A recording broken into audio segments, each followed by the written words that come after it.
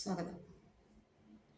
ഇന്നത്തെ കാലത്ത് നമുക്ക് കുട്ടികളോട്, അതായത് ഒരു ഇത്തിരി പ്രായമായ, അതായത് ഒരു 10 വയസ്സ് തൊട്ട് ഉള്ള കുട്ടികളോട് സംസാരിക്കാൻ, പ്രത്യേകിച്ചും ആൺകുട്ടികളോട് സംസാരിക്കാൻ വളരെ ചിന്തിച്ചിട്ട് വേണം. കാരണം ഒരു കുട്ടിയുടെ മനസ്സല്ല അവർക്ക്. പണ്ടല്ല, കുറച്ച് വർഷം മുമ്പ് കൊറോണ ഇങ്ങനെ സംഹാരതാണ്ഡവമാടിയ സമയത്ത് സ്കൂളുകളെല്ലാം അടച്ചിട്ട് വീട്ടിലിരുന്നുള്ള ഓൺലൈൻ വിദ്യാഭ്യാസം തുടങ്ങിയ ആ സമയം തൊട്ട് നമ്മുടെ മക്കൾ നമുക്ക് കൈവിട്ടു പോയി എന്ന് തന്നെ വേണം പറയാനായിട്ട്.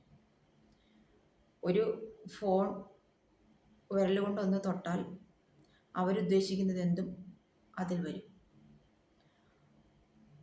നമ്മുടെ മക്കൾ നാശത്തിലേക്കാണോ പോകുന്നത്, നേർവഴിക്കാണോ എന്ന് ആര് മനസ്സിലാക്കണം? രക്ഷാകർത്താക്കൾ മനസ്സിലാക്കണം.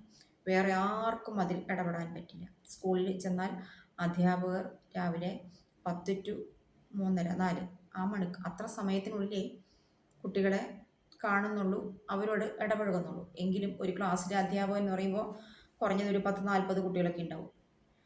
ആ സമയത്ത് അവരുടെ കയ്യിൽ ഫോണും ഉണ്ടാവില്ല. സ്കൂൾ തുടങ്ങിയ സമയത്ത് പറഞ്ഞതാണ് ഫോൺ വേണ്ട, അല്ലാത്ത പഴയ പഠന രീതിയിലേക്ക് തിരിച്ചെത്തി, ഫോൺ ഉപയോഗിക്കണ്ട എന്ന് പറഞ്ഞിട്ടും ഇന്ന് എല്ലാ കുട്ടികളുടെ കയ്യിൽ ഫോണുണ്ട്. മാതാപിതാക്കൾ ഒരു പരിധിവരെ കുട്ടികളുടെ അടിമയാണെന്ന്. കുട്ടികൾ എന്തു പറയുന്നോ അത് അവർ സാധിച്ചു കൊടുത്തിരിക്കും. ആ ഒരു കാലഘട്ടത്തിൽ കൂടിയാണ് നമ്മളിപ്പോൾ കടന്നു പോകുന്നത്. മൊബൈൽ ഫോൺ എല്ലാ കുട്ടികളുടെ കയ്യിലുമുണ്ട്. ഇപ്പോൾ ഇന്ന് സംഭവിച്ചത് എന്താ?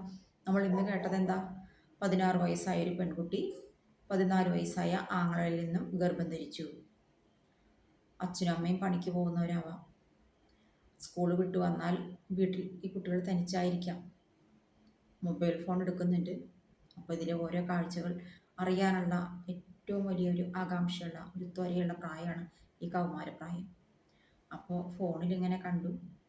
ചിലപ്പോൾ ഇത് ഇവർ രണ്ടുപേരും ഇരുന്നിട്ടാവാം കാണുന്നത്. ശരീരമല്ലേ, ഹോർമോൺ വർക്ക് ചെയ്തിട്ടുണ്ടാവാം. ആ സമയത്ത് ഇത് ഇത്ര വലിയ തെറ്റാണെന്നോ, ഇതൊന്ന് പ്രാക്ടീസ് ചെയ്യാം എന്ന് മാത്രമേ അവർ ചിലപ്പോൾ ചിന്തിച്ചിട്ടുണ്ടാവുള്ളൂ. പിന്നീട് അതിൻ്റെ പല പല പല തലങ്ങളിലേക്ക് പോയപ്പോൾ ചിലപ്പോൾ ഇതിവർക്ക് നിർത്താൻ പറ്റാതെ വന്നിരിക്കാം. തെറ്റാണോ ശരിയാണോ എന്നൊന്നും ആ കുട്ടികൾ ചിലപ്പോൾ അറിഞ്ഞിട്ടുണ്ടാവില്ല. അപ്പോൾ ഇതിനൊക്കെ പ്രധാന കാരണം എന്ന് ഞാൻ പറയുകയാണെങ്കിൽ വീട്ടിലെ മാതാപിതാക്കൾ തന്നെയാണ്. ഈ ഫോൺ ഇവരെന്താണ് ഉപയോഗിക്കുന്നത്, ഇതിലിവരെന്താ ചെയ്യുന്നത്, ഈ സംഭവങ്ങളൊക്കെ അല്ല, നമ്മൾ ഫോണിൽ എന്ത് സെർച്ച് ചെയ്ത് കണ്ടുകൊണ്ടിരുന്നാലും മറ്റൊരാൾക്ക് നമ്മുടെ ഫോൺ പരിശോധിക്കുമ്പോൾ അത് അറിയാൻ പറ്റും. ഇതാണ് ഇവരുടെ റൂട്ട് എന്നുള്ള കാര്യം അറിയാൻ പറ്റും. അപ്പം അതൊന്നും മനസ്സിലാക്കാനുള്ള പാകതയും പക്വതയും ഇല്ലാതെ വെറുതെ പൊങ്ങച്ചത്തിൻ്റെ പുറകെ മാത്രം ഓടിപ്പോകുന്ന മാതാപിതാക്കൾ മക്കളെ ശ്രദ്ധിക്കുന്നില്ല. അതെത്ര പാവപ്പെട്ടവൻ്റെ വീട്ടിലായാലും പണക്കാരൻ്റെ വീട്ടിലായാലും ഉള്ള ഒരു അവസ്ഥയാണ് ഞാൻ പറയുന്നത്. നശിച്ചു പോകുന്നത് എന്താണെന്നറിയുമോ?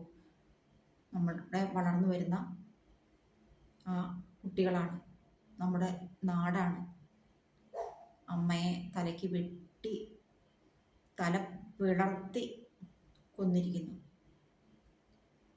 ഇതിനൊക്കെ കാരണം ഈ മൊബൈൽ ഫോണിൻ്റെ ദുർവിനിയോഗം തന്നെയാണ്. അതിനെ എങ്ങനെ കടിഞ്ഞാണിടാം എന്ന്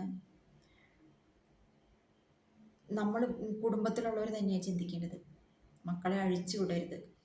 മൊബൈൽ ഫോൺ ഒന്ന് നോക്കട്ടട അല്ലെങ്കിൽ ഒന്ന് കാണട്ടട എന്ന് പറഞ്ഞാൽ ഏതെങ്കിലും മക്കൾ നിങ്ങൾക്ക് തരുമോ? തരില്ല. എന്തിനാന്ന് ചോദിക്കും. അമ്മ പോയി അമ്മയുടെ പണി നോക്കിയെന്ന് പറയും. അങ്ങനെ പറയുന്ന പിള്ളേരുണ്ട്.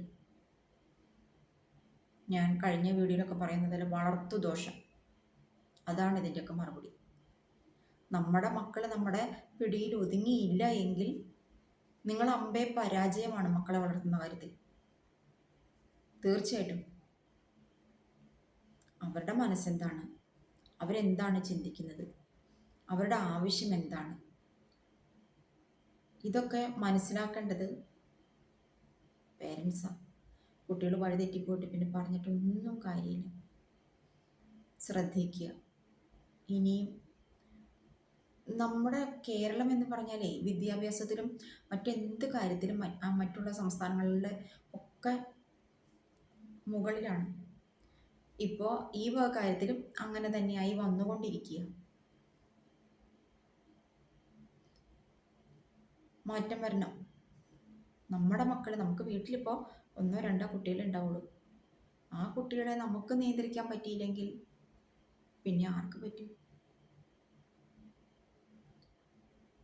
നമുക്ക് പ്രതീക്ഷ എന്താ? നമ്മുടെ മക്കളാണ്. ആ നമ്മുടെ മക്കളെ നല്ലപോലെ വളർത്തിയാലാണ് നമുക്ക് നാളെ നാഴിവെള്ളം കിട്ടുള്ളൂ. അല്ലെങ്കിൽ എന്താവും? തല തല്ലി പൊളിക്കും. അപ്പോൾ അതിനുള്ള ഇടം കൊടുക്കാണ്ട് അവരുടെ കൂടെ ഇത്തിരി നേരം, അത് ഏറ്റവും പ്രധാനം അതാ, മക്കളുടെ കൂടെ ചെലവഴിക്കാൻ സമയമില്ല. അപ്പോൾ അവരൊരു ഫോൺ എടുക്കുകയായി. അവരെ കൊണ്ട് യാതൊരു ശല്യമില്ലല്ലോ. അവരെവിടെയെങ്കിലും ഒരു ഒഴിഞ്ഞ മൂലയിൽ പോയിരുന്ന് ഈ ഫോൺ കണ്ടുകൊണ്ടിരിക്കും. അവരുടെ കൂട്ടത്തിൽ സമയം കണ്ടെത്തണം ചെലവഴിക്കാനായിട്ട്. അങ്ങനെ നിങ്ങളും അവരും തമ്മിൽ നല്ലൊരു ബന്ധം ഉണ്ടാക്കിയെടുക്കണം. ചോറ് വെച്ച് വിളമ്പിയാൽ മാത്രം പോരാ, അവരുടെ വസ്ത്രം കഴുകി കൊടുത്താൽ മാത്രം പോരാ, അവരെന്താണ് എന്നും കൂടി മനസ്സിലാക്കണം. അത് വാങ്ങി വാടാ, ഇത് വാങ്ങി വാടാന്ന് പറയുമ്പോൾ ചിലപ്പോൾ അവർ വാങ്ങി വന്നിരിക്കാം, അതുകൊണ്ടായില്ല. അവരുടെ മനസ്സിൻ്റെ ഉള്ളിലേക്ക് നമ്മൾ ഇറങ്ങിച്ചെല്ലണം. അപ്പോഴാണ് നല്ലൊരു ബന്ധം അവിടെ ഉടലെടുക്കുകയുള്ളൂ. അല്ലെങ്കിൽ അച്ഛനാണ് അമ്മയാണ്, കഴിഞ്ഞു, ചേർത്ത് പിടിക്കൂ നിങ്ങളുടെ മക്കളെ. അവരെ നാശത്തിൻ്റെ പടുകുഴിയിലേക്ക് തള്ളിവിടരുത്. ഒരാങ്ങളിൽ നിന്നും ഒരു പെങ്ങളും ഗർഭം ധരിക്കാനുള്ള അവസ്ഥ നാളെ ഉണ്ടാവരുത്. സൂക്ഷിച്ചാൽ ദുഃഖിക്കേണ്ട. നാളെ മാധ്യമങ്ങളിൽ നിങ്ങളും ചിലപ്പോൾ ആ കുട്ടിയുടെ അമ്മയായിട്ട് വരാനുള്ള സാധ്യത ഉണ്ടാവും. അത് ഒഴിവാക്കുക. നാളെ കാണാം.